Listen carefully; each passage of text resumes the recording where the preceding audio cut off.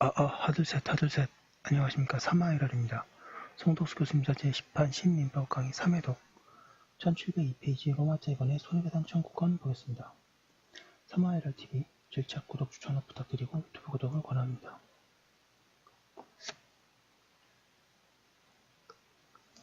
1번에 손해 및 손해배상의 의의. 여기에 관해서는 채무불이행과 관련하여 이미 설명하였음을 생략한다. 2번에 손해배상 청구권자. 양가를 일본의 원칙. 손해배상 청구권자 일반. 불법행위에 의하여 손해를 입은 자, 즉 직접적 피해자가 손해배상 청구권을 지게 된다. 750조. 750조는 굉장히 많은 논점을 가진 법조문입니다. 그에 비하여 다른 자에 대한 침해의 결과 피해를 입은 데 불과한 간접적 피해자는 법률의 명문 규정이 있는 경우에만 예외적으로 손해배상 청구권을 갖는다고 하여야 한다. 간접 피해자에게 이를 인정하면 한계를 정할 수 없기 때문이다. 그리하여 예컨대 타인에 의하여 상해를 입거나 재산을 멸실당한 자는 손해배상 청구권을 가지나 살해당한 자의 친구는 배상 청구권이 없다. 그리고 여기에 손해에는 재산적 손해뿐만 아니라 비재산적 손해, 즉 정신적 손해도 포함되므로 정신적 손해를 입은 자는 그것이 배상 청구권, 즉 위자료 청구권을 가진다.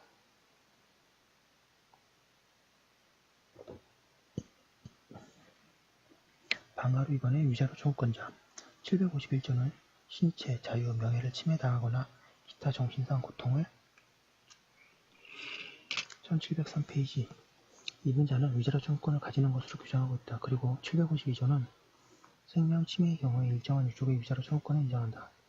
이들 규정 중 제752조는 뒤에 보는 바와 같이 생명 침해의 경우에 간접적 피해자인 일정한 유족에게 위자료 청구권을 부여한 특별 규정이나 751조는 정신적 손해를 입은 일반적 피해자가 750조에 의하여 위자료 청구권을 행사할 수 있음을 주의적으로 규정하는 데 지나지 않는다. 따라서 751조에 열거된 신체, 자유, 명예 침해에 의해 불법행위의 경우에도 정신적 손해를 입은 자는 위자료 청구권을 가지게 되고 어느 경우에든 청구권의 근거는 750조이다.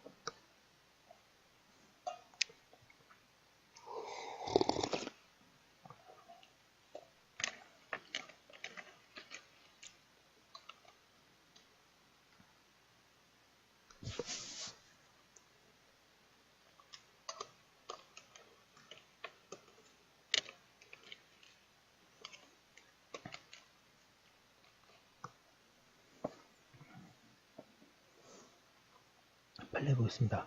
불법행위에 있어서 피해자 본인의 위자료 청구권을 인정한 판례를 보기로 한다. 동그라미 2번. 사실상 혼인관계에 있는 여자가 통정한 자는 그 여자의 사실혼의 부에 대하여 위자료를 지급하여야 한다.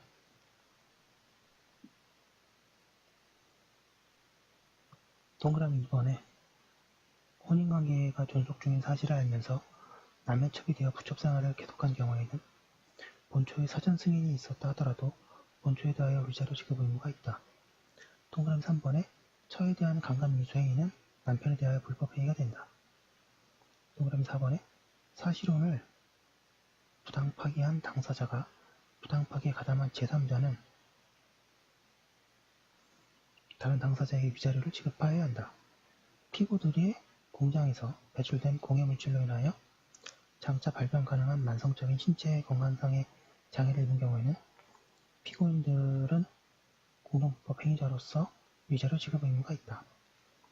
형사사건에서 피고의 허위진술로 유죄 판결을 받을 위험에 노출되어 있는 자는 유죄 판결을 받지 않는다고 하더라도 위자료 청구권이 있다. 동그라미 7번에 사용자가 정당한 이유 없이 근로자의 근로 제공을 계속적으로 거부하는 것은 근로자의 인격적 법익을 침해하는 것이 되어 사용자는 위자료를 지급하여야 한다.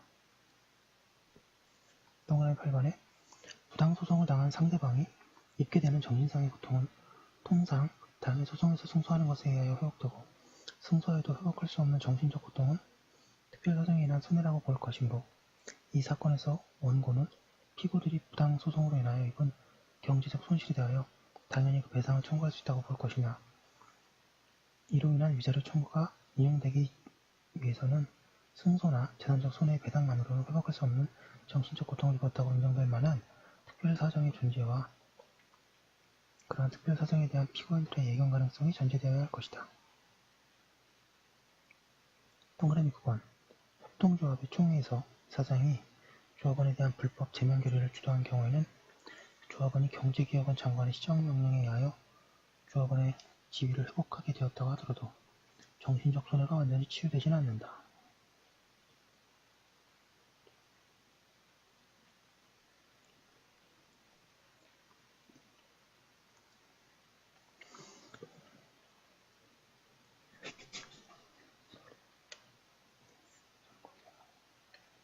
동그라미 10번 대학 교수가 실험기기 담당자 교육에 성적 굴욕감, 성적이라고 하면은 그레이드를 얘기하는 거고요.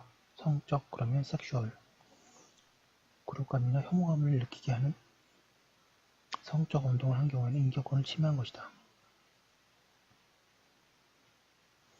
동그라미 11번 본인이 승낙을 받고 승낙의 범위 내에서 그의 사생활에 관한 사항을 공개하는 것은 위법하지 않으나 본인이 승낙을 받은 때에도 승낙의 범위를 초과하여 승낙 당시 예상과는 다른 목적이나 방법으로 이러한 사항을 공개할 경우에는 위법하다.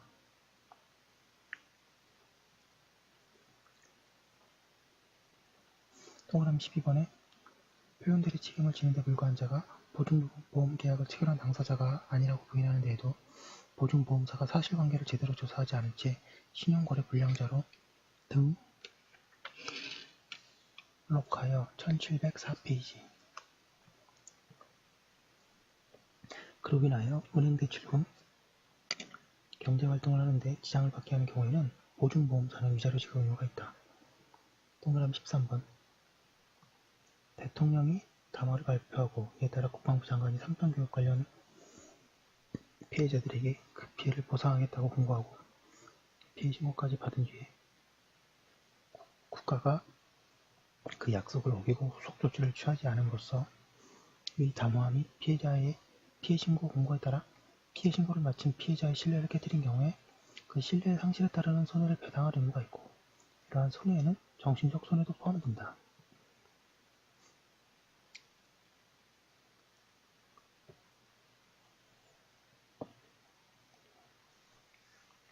14번에 징계권이 남용된 경우에도 위자료 청구권이 인정된다. 동그라미 15번 의사가 설명 의무를 이행하지 않은 때에는 위자료 지급 의무가 있다. 동그라미 16번 계약 교섭의 파기로 인한 불법 행위가 인격적 법익을 침해함으로써 상대방에게 정신적 고통을 초래하였다고 인정되는 경우에는 위자료 청구권이 인정된다.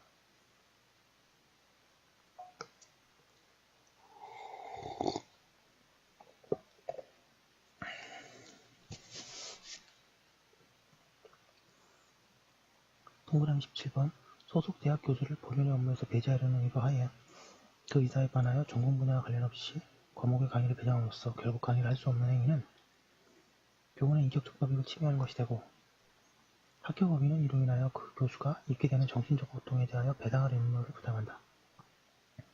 동그라미 18번에 우편집배원의 고의 또는 중과실에 의한 직무상 위반으로 내용증명 우편물이 도달되지 않거나 그 증명 기능이 발휘되지 못하게 한 경우에 발송 기능이 그로 인하여 정신적 고통을 입었을 것임을 경험칙상 넉넉히 인정할 수 있고 이러한 정신적 고통은 단순히 내용증명 우편물의 발송 비용을 전부받은 것만으로 회복된다고 볼 수 없으므로 이러한 경우에는 당해 발송인 등은 그 정신적 고통에 대한 위자료를 통상 손해로서 청구할 수는 있을 것이나 학원비리 척결을 이유로 전국교직원 노동조합의 소속 교사의 수업 거부 및 수업 방해 행위로 인하여 학생들의 학습권과 학부모의 교육권이 침해되었다고 보아 이 교사들의 손해배상 책임 위자료 지급 의무를 인정한다. 재산권이 침해된 경우에도 위자료 청구권이 발생하는가? 제750조의 손해에는 정신적 손해도 포함되므로 재산권 침해로 정신적 손해가 생긴 경우에는 위자료 청구권이 인정될 것이다. 다만 재산권이 침해된 경우에는 재산적 손해배상에 의하여 정신적 손해도 회복된다고 보아야 할 것이므로 그 밖의 정신적 손해는 특별 손해일 것이다. 그러므로 그 특별 손해는 침해자에게 예견 가능성이 있는 경우에만 배상이 인정되어야 한다. 통솔과 판례도 같다.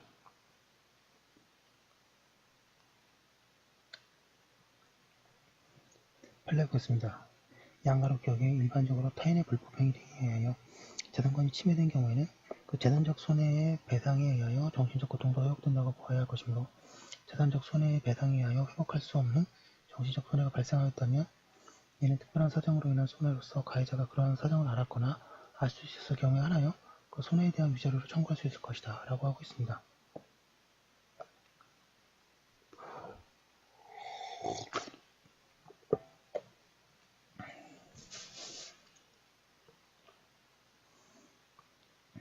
양가로니은의 판례는 다음 경우에는 재산권 침해임에도 위자료 청구를 인정하였다. 동그라미 2번에 피고의 지하굴착공사 1705페이지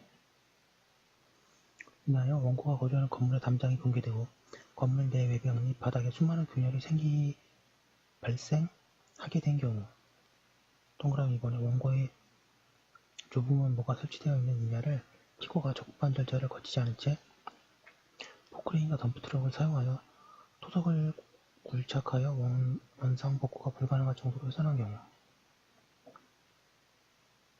양가로 티귿 법원은 위자료액을 산정함에 있어서 피해자 측과 가해자 측의 재반 사정을 참작하여 금액을 정하여야 하므로 피해자가 가해자로부터 당해 사고를 입은 재산상 손해에 대하여 배상을 받을 수 있는지의 여부 및 그 배상액에 다가등과 같은 사유로 위자료액 산정의 참작 사유가 되는 것은 물론이고 특히 재산상 손해의 발생이 유동되는 데도 입증 곤란 등의 이유로 그 손해액의 확정이 불가능하여 그 배상을 받을 수 없는 경우에 이러한 사정이 위자료를 증액 사유로 참작할 수 있다고 할 것이다.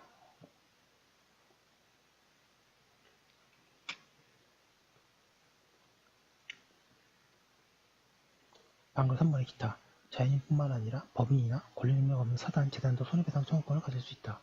다만 법인 등은 자연인에서와 같이 정신적 고통을 생각할 수 없으므로 위자료 청구권도 가지지 못한다. 그런데 판례는 불법 행위로 인하여 법인의 명예와 신용이 침해되어 그 법인의 목적 사업 수행에 영향을 입을 경우 같이 법인의 사회적 평가가 침해된 경우에는 불법 행위를 이유로 침해를 한 자에게 재산상 손해는 물론 위자료 청구도 할 수 있다고 한다. 예, 그 법인 관련해서 매우 중요합니다. 태아는 손해배상 청구권을 관하여 이미 출제한 것으로 본다. 그 결과 태아는 태아인 동안에도 고유한 손해배상 청구권을 가진다. 그리고 그 청구권에서는 위자료 청구권도 포함된다. 또한 태아 자신에 대한 불법행위도 성립할 수 있다고 할 것이다.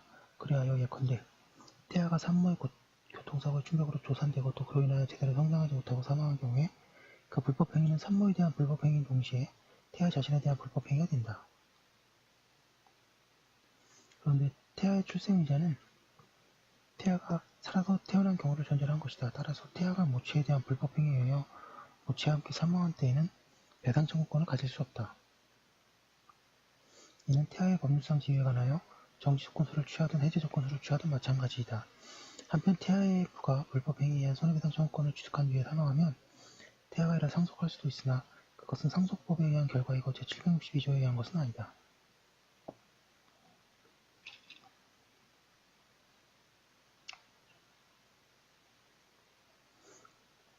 양가로 이번에 특수한 경우 불법행위에 의해서 직접 피해를 입지 않은 자에게 손해배상 청구권이 귀속되는지 문제되는 때가 있다. 그 대표적인 것은 생명침해의 경우이나 신체침해의 경우에도 그 문제가 논의된다. 아래에서 두 경우를 나눠 살펴보기로 한다. 방가로 이번에 생명침해의 경우 생명침해는 타인을 사망하게 하는 불법행위이다. 생명침해의 경우는 다른 불법행위와 달리 불법행위 성립 시에 직접 법익침해를 당한 자가 권리능력을 잃게 된다. 1706페이지 그리하여 직접적인 피해자는 생명침해를 이유로 한 손해배상 청구권을 취득할 수가 없게 된다. 그리하여 생명침해의 경우에는 누구에게 어떠한 내용의 배상 청구권이 발생하는지가 문제된다. 양가로가 재산적 손해에 대한 배상 청구권자 생명침해의 경우에 재산적 손해에 대한 배상 청구권자가 누구인가에 관하여 학설이 나뉜다. 다소런 피살자가 치명상을 입은 때에 그에게 신체침해를 한 이유로 한 배상 청구권이 발생하였다가 피살자가 사망하면 그 청구권이 상속인에게 상속한다고 한다. 이 견해는 그 근거로 식사의 경우에도 피살자가 치명상을 입은 때와 사망한 때와의 사이에서 이론상 또는 실제상 시간적 간격이 있을 것이며 피살자가 치명상을 입었을 때에 그 손해배상 청구권을 취득하고 그의 사망으로 그 구상권이 상속인에게 승계된다고 설명한다. 또한 이것 외에 유족 고유의 손해에 대한 배상 청구권도 인정한다. 소수설은 상속을 인정하는 다수설보다는 비상속적인 구성이 우수하다고 하면서 생명 침해의 경우에 재산상의 손해는 부양 청구권의 침해와 같은 것을 의미하므로 피해자에 대하여 부양 청구권을 가지고 있던 사람은 누구나 손해배상 청구를 할 수 있다고 한다.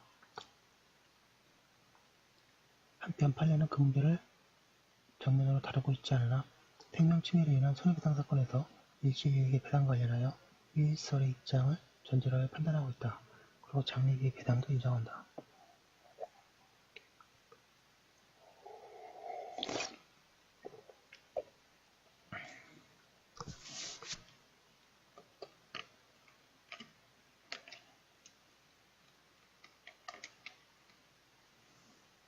검토 및 사견. 앞서 언급한 바와 같이 생명 침해의 경우에는 사망으로 야기된 손해를 이유로 한 배상 청구권은 피살자 자신에게 배당할 여지가 있다. 왜냐하면 그는 사망의 순간에 권리 능력을 잃기 때문이다. 그리고 다른 한편으로 생명 침해의 경우에는 신체 침해의 경우와 달리 침해를 당한 자가 존재하지 않으므로 처음부터 피살자가 아닌 유족의 보호에 손해배상의 문제에 초점을 맞추는 것이 옳다. 사견에 의하면 생명 침해로 인하여 재산상의 손해를 입은 자는 피살자에 대하여 부양 청구권을 가지고 있었거나 가졌을 자이다. 부양 청구권자는 피살자의 사망으로 그의 부양에 관한 권리를 상실하게 되며 그리하여 부양 청구권을 행사할 수 있었던 범위에서 손해를 입게 된다. 일종의 재산권인 부양 청구권의 침해는 제3자에 의한 채권 침해로서 불법 행위를 구성하므로 부양 청구권자는 그가 부양을 받을 수 없게 된 한도에서 가해자에 대하여 손해배상 청구권을 취득한다. 그리고 이와 같은 논리는 장래비에 대해서도 그대로 적용된다. 즉, 생명 침해자는 피살자의 장래비 부담 의무자에게 불법 행위를 한 것이 되며 따라서 손해배상으로 장래비를 지급하여야 한다.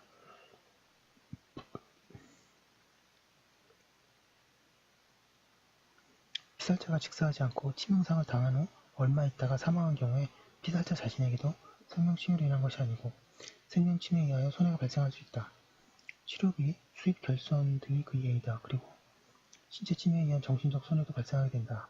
이러한 손해에 대한 배당 청구권은 피살자가 사망하면 그의 상속인에게 상속된다고 할 것이다. 1707페이지 양가로나 정신적 손해에 대한 배당 청구권자. 양가로에 의해 민법은 제752조에서 타인의 생명을 해한 자는 피해자의 직계존속, 직계비속 및 배우자에 대하여 재산상의 손해 없는 경우에도 손해배상 책임이 있다고 규정한다.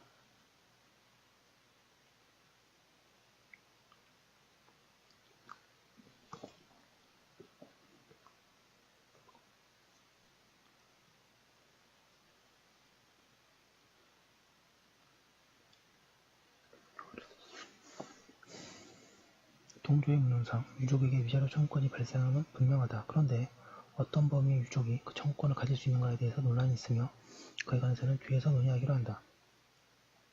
양가로 B. 생명침해의 경우에 피살자에게도 생명침해로 인한 위자료 청구권이 인정되는가?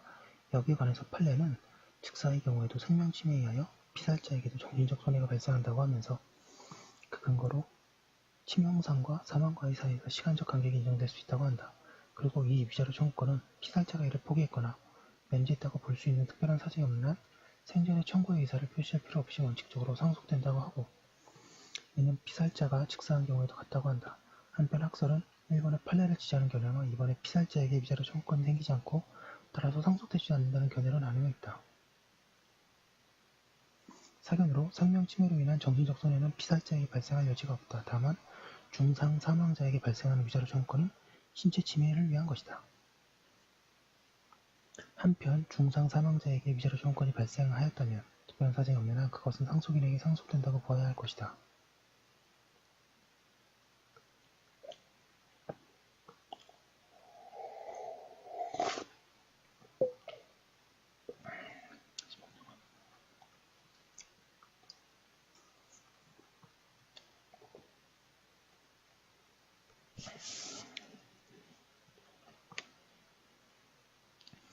양가로 10번 생명 침해로 인한 위자료 청구권은 피살자의 유족에게만 발생할 수 있는데 그 범위가 문제된다. 이 문제는 제752조를 어떻게 파악하느냐에 직결된다.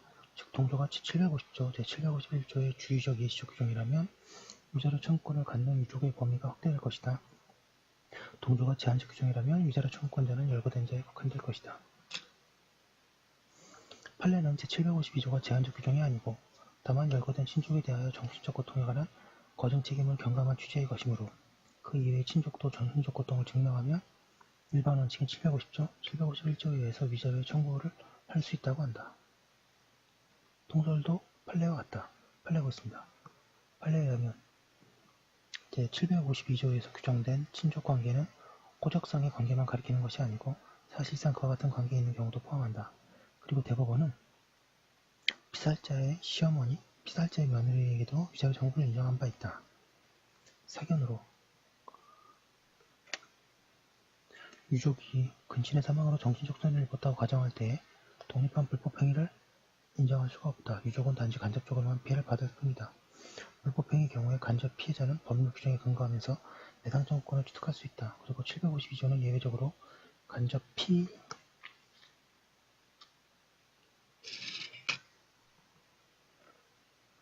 1708페이지 해자에게 배상 청구권을 인정하는 특별 규정으로 인정된다. 그 결과 위자료 청구권도 그 규정에 열거된 자에 한정되어야 한다. 판례 보겠습니다. 양가로 기억. 불법행위로 사람의 생명을 침해한 경우에 그 생명을 침해당한 피해자 본인의 정신적 고통에 대한 위자료 청구와 그 피해자의 직계, 비속 등의 정신적 고통에 대한 위자료 청구는 각각 별개의 소송물이라고 할 것이다. 양가로 기인의 생명 침해의 불법행위로 인한 피해자 본인의 위자료 청구권과 민법 제752조에 의한 배우자 등의 유족의 정신적 피해로 인한 그 고유의 위자료 청구권은 별개이므로 소멸시효 완성 여부도 각각 그 권리를 행사한 때에 기준으로 판단하여야 한다. 방가로 2번의 신체 침해의 경우 신체 침해의 경우에는 직접적인 피해자가 존재하고 있고 그가 손해배상 청구권을 취득하게 되면 물론이다. 그런데 그 이외의 자가 손해배상 청구권을 가질 수 있는지가 문제된다. 양가로 가의 재산적 손해에 대하여 신체 침해의 경우에 피해자 이외의 자에게 원칙적으로 재산적 손해배상 청구권이 생기지 않는다. 다만 피해자에 대한 부양의무자가 의료비를 지출하거나 간호를 위하여 휴업으로 수입을 잃은 때와 같이 특별한 사정이 있는 때에는 배당을 인정하여야 한다. 이 경우 피해자 자신도 배당 청구를 할 수 있으며 근친자와 피해자의 권리는 부친적 연대관계에 있다.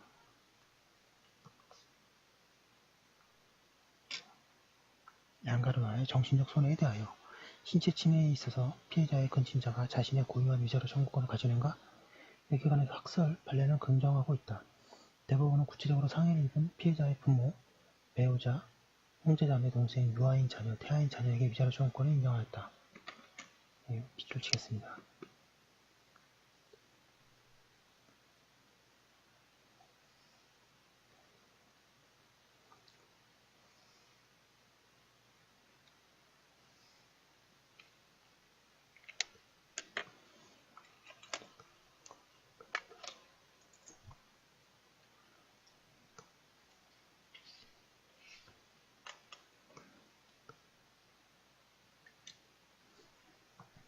사견으로 생명 침해에 있어서 마찬가지로 신체 침해를 당한 자의 근친자는 간접적인 피해자로서 특별 규정이 없는 한 가해자에 대하여 위자료 청구권을 가지지 못한다. 그리고 신체 침해의 경우에는 752조와 같은 특별 규정도 없다. 따라서 신체 침해를 당한 자의 근친자는 자신의 고유한 위자료 청구권이 없다고 하여야 한다. 3번에 손해배상 청구권의 성질, 양가로 1번의 3개의 금지. 고유 불법 행위자는 피해자의 손해배상 청구권을 수동채권으로 하여 상기하지 못한다. 1700페이지 양가로 1번의 양도성. 불법 행위로 인한 손해배상 청구권도 양도성이 있다. 그 점은 재산적 손해에 대한 배상 청구권 외에 정신적 손해의 배상 청구권도 마찬가지이다. 판례도 위자료 채권이 일심 소권이 아니라는 이유로 양도성을 인정한다. 양가로 3번의 상속성. 불법행위에 의한 손해배상 청구권은 상속성이 있다. 다만 생명침해의 경우에 관해서는 논란이 있으나 앞에서 이미 설명하였다. 4번 손해배상자의 대위. 불법 행위자가 훼손되거나 소지불명으로 된 물건에 관하여 피해자에게 그 가액 전부를 배상한 때에는 물건에 대한 권리는 손해배상을 한 불법 행위자에게 이전한다. 이때 권리는 법률상 당연히 이전되는 것이고 양도 기타 어떤 특별한 행위를 필요로 하는 것은 아니다. 5번에 손해배상 청구권의 소멸시효. 양가를 이은 서설. 불법 행위로 인한 손해배상 청구권은 피해자나 그 법정 대리인이 그 손해 및 가해자를 안 날로부터 3년간 이를 행사하지 않으면 시효로 인하여 소멸한다. 그리고 불법 행위를 한 날로부터 10년이 경과한 때에도 같다. 이 두 기간 중 어느 하나가 만료하면 다른 기간의 경과를 기다리지 않고 권리는 소멸한다. 이 두 기간 가운데 앞의 것이 시효기간이라는 데에 대해서 다툼이 없다. 그런데 뒤의 것에 대해서는 논란이 있다.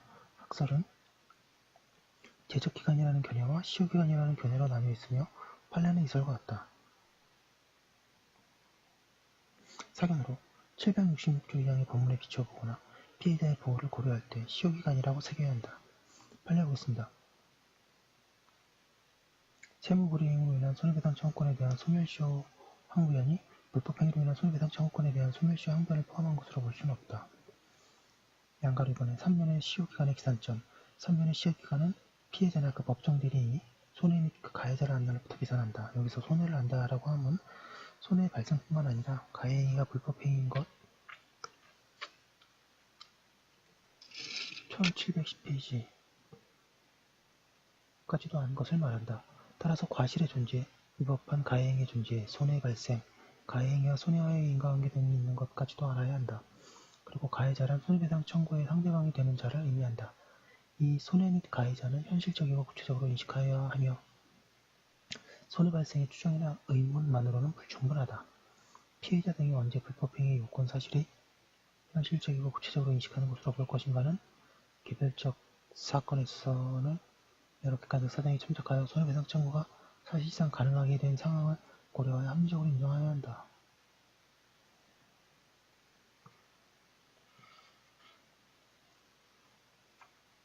한편 법률상 어떠한 손해배상 청구권이 발생하였는지를 알 필요가 없고 손해의 정도나 액수를 구체적으로 알아야 하는 것도 아니다. 그리고 766조 제1항의 단기소멸시효는 형사상의 소추와는 무관하게 설정한 인사관계의 고유한 제도이므로 그 시효의 기산점은 원칙적으로 관련 형사사건의 소추 여부 및 그 결과에 영향을 받지 않는다. 불법행위의 피해자가 미성년자, 피성년 후견인, 피한정 후견인 등과 같은 제한능력자인 경우에는 그 법정 대리인 손해 및 가해자를 알아야 766조 제1항의 소멸시효가 진행한다. 우리 대법원도 미성년자에 관하여 이와 같이 판시한 뒤에 구체적인 사안에서 원심이 피고로부터 가늠을 당할 당시 만 15세로 미성년자였던 원고의 법정 대리인이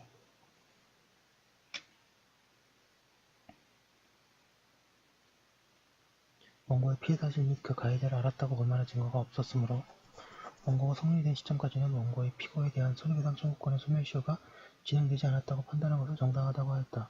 후유증 등으로 인하여 불법행위 당시에는 전혀 예견할 수 없었던 새로운 손해가 발생하였거나 예상외로 손해가 확대된 경우에는 그러한 사유가 판명되었을 때 비로소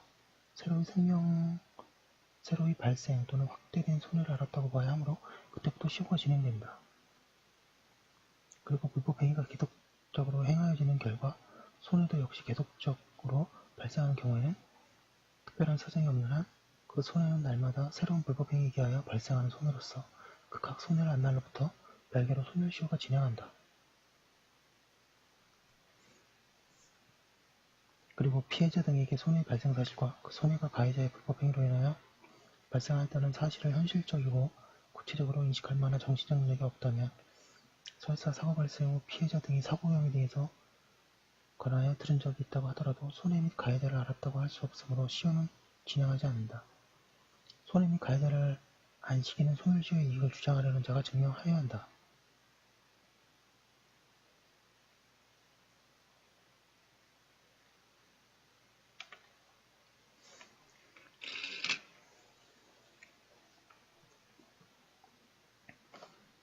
잠시만요.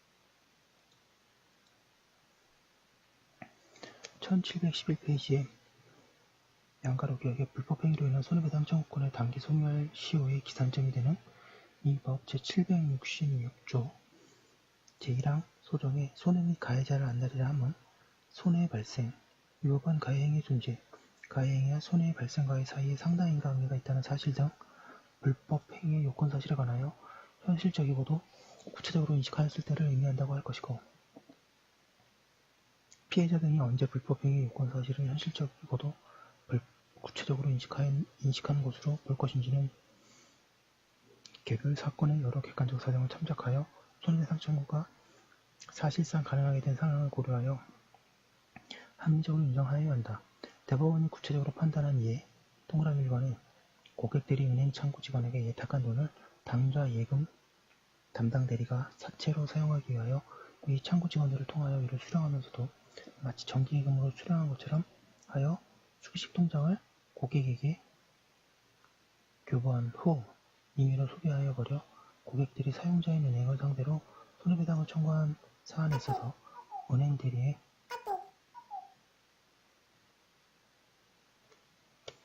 이와 같은 진이 아닌 행위는 이래에 속하는 것이고, 관련 형사사건에서도 위의 경우에 은행과의 예금계약이 성립한 것으로 보았다가 일부 고객이 은행을 상대로 제기한 예금 반환 청구의 상고심에서 비로소 고객들은 위 담당 대리의 진이 아닌 행위를 알 수 있었다고 인정하여 예금계약의 성립을 부인하기에 이르렀다면, 이와 같은 특수한 사정 아래에서는 고객들은 다른 특별한 사유가 없는 한 위 상고심 판결이 있을 때에는 비로소 위 담당 대리의 행위에 의한 위법성 및 그로 인한 손해의 발생 사실을 인식하게 되었다고 한 사례.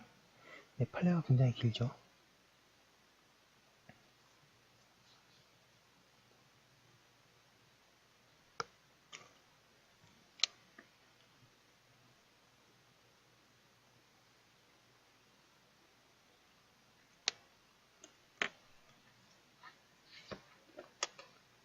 동그라미 2번에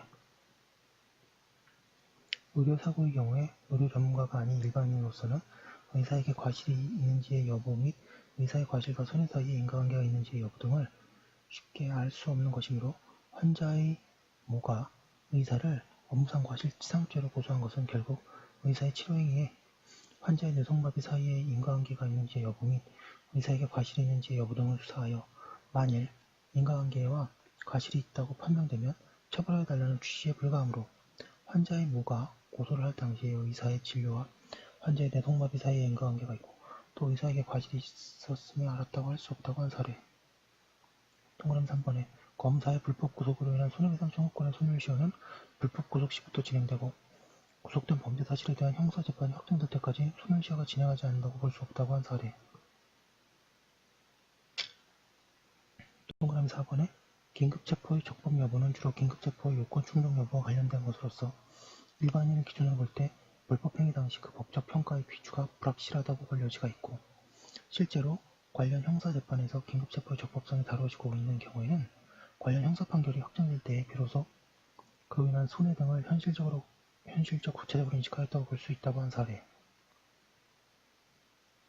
동그라미 5번에 금원 갈취의 피해자가 수사기관에 갈취 사실을 밝힌 시점에서 그 손해 및 가해자를 알았다고 보아야 하므로 그로부터 3년이 지난 후에 소로서 구한 손해배상 채권이 시효로 소멸하였다고 한 사례. 동그라미 6번에 불법행위 가해자에 대한 형사사건의 제1심에서 무죄 판결이 선고되었다가 항소심에서 유죄 판결이 선고된 사안에서 위 가해자가 수사 단계에서부터 혐의를 극력 부인하고 위 형사사건의 제1심에서 무죄 판결이 선고되기까지 하였으나 피해자로서는 위 형사사건의 항소심에서 유죄 판결을 한 때에 이르러서 비로소 불법행위 가해자를 현실적이고 1712페이지 구체적으로 인식하였다고 보면 상당하다고 한 사례. 동그라미 7번에 경찰관들로부터 폭행을 당한 사람이 그 경찰관을 폭행죄로 고소하였으나 오히려 무고죄로 기소되어 제1심에서 징역형을 선고받았다가 상고심에서 무죄로 확정된 사안에서 무고죄에 대한 무죄 판결이 확정된 때부터 손해배상 청구의 소멸시효가 진행한다고 한 사례.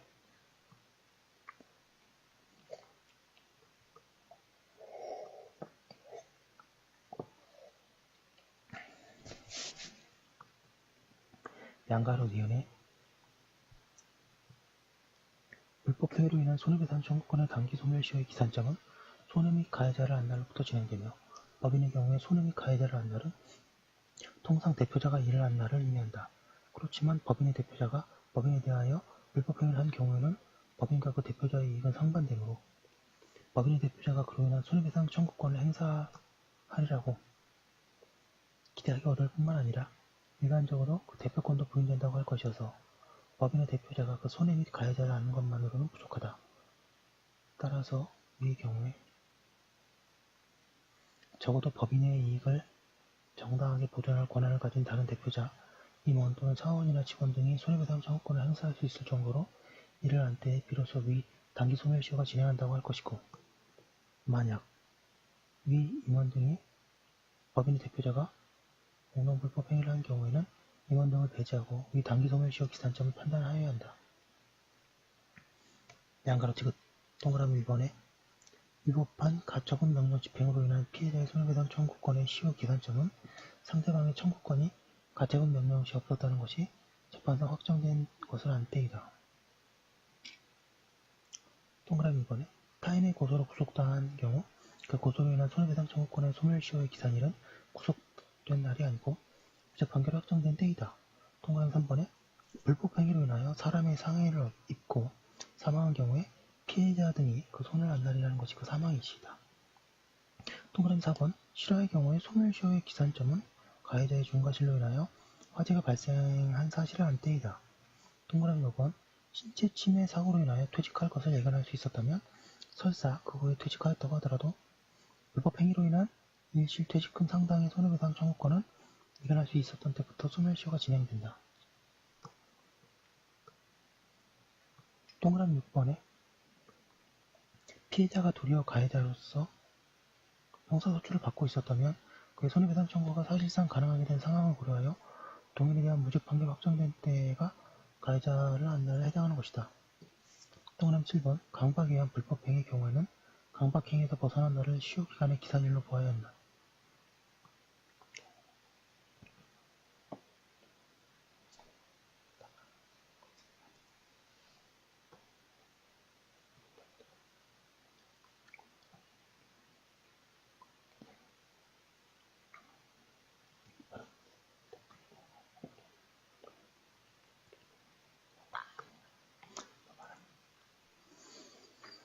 양가로리을 일반적으로 위와 같은 위법한 건축행위에 의하여 건물 등이 준공되거나 외부 골조 공사가 완료되면 그 건축행위에 따른 이병의 증가는 더 이상 발생하지 않게 되고 해당 토지 소유자는 그 시점에 이러한 일조방해 행위로 인하여 현재 또는 장래에 발생 가능한 재산상 손해나 정신적 손해 등을 예견할 수 있다고 할 것이므로 이러한 손해배상 청구권에 관한 민법 제766조 1항 소정의 소멸시효는 그때부터 진행한다. 다만 지극히 예외적이긴 하지만 이와 같은 일조방해로 인하여 건물 등의 소유자 내지 실질적 처분권자가 피해자에 대하여 건물 등의 전부 또는 일부에 대한 철거 의무를 부담하는 경우가 있다면 이러한 철거 의무를 계속적으로 이행하지 않은 부작에는 새로운 불법행위가 되고 그 손해는 날마다 새로운 불법행위 기하에 발생하는 것이므로 피해자가 그 손해를 한 날로부터 각별로 소멸시효가 진행된다고 볼 수 있을 것이다.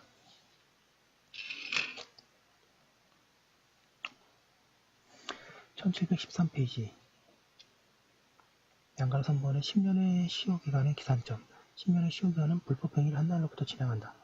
판례에 의하면 여기에 불법행위를 한 날은 가해행위가 있었던 날이 아니고 현실적으로 손해의 결과가 발생한 날을 의미하며 그때 손해의 결과 발생이 현실적인 것이 되었다면 그 소멸시효는 피해자의 손해의 결과 발생을 알았거나 예상할 수 있는가에 관계없이 가해행위로 인한 손해가 현실적인 것으로 되었다고 볼 수 있는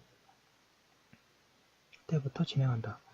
그리고 가해행위가 그로 인한 현실적인 손해의 발생 사이에 시간적 간격이 있는 불법행위에 기한 손해배상 채권에 있어서 소멸시효의 기산점이 되는 불법행위를 한 날이라고 함은 단지 관념적이고 부동적인 상태에서 잠재하고 있던 손해에 대한 인식이 있었다는 정도만으로는 부족하고 그러한 손해가 그 후 현실화된 것을 안 날을 의미한다. 한편 가해행위와 다른 시기에야 손해가 발생한 경우에 손해의 발생 시기에 대한 증명 책임은 소멸시효의 이익을 주장하는 자에게 있다.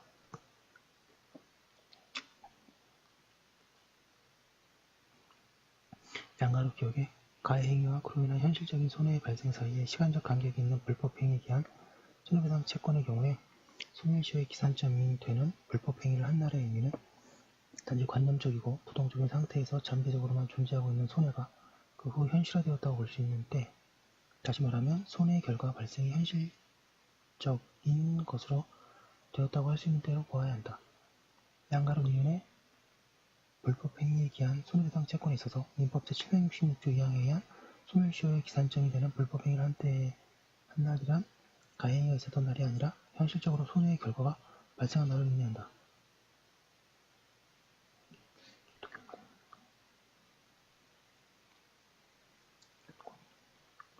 그런데 감염의 잠복기가 길거나 감염 당시의 잠적 병이 어느 단계까지 진행될 것인지 예측하기 어려운 경우에 손해가 비현실화된 시점을 일률적으로 감염일로 보게 되면 피해자는 감염일 당시에는 장래의 손해 발생 여부가 불확실하여 청구하지 못하고 장래의 손해가 발생한 시점에서는 소멸시효가 완성되어 청구하지 못하게 되는 부당한 결과가 초래될 수 있다. 따라서 위와 같은 경우에 감염 자체로 인한 손해 외에 증상의 발현 또는 병의 진행으로 인하여 손해가 있을 수 있고 그 손해는 증상이 발현되거나 병이 진행된 시점에서 현실적으로 발생한다고 볼 수 있다고 하였습니다. 로마자 2번 손해배상 청구권인데요. 여기 전체가 목차고 다 중요합니다. 잘 정리하시기 바랍니다. 잠깐 쉬었다가 이 뒤에 거 이어서 하도록 하겠습니다. 잠시만요.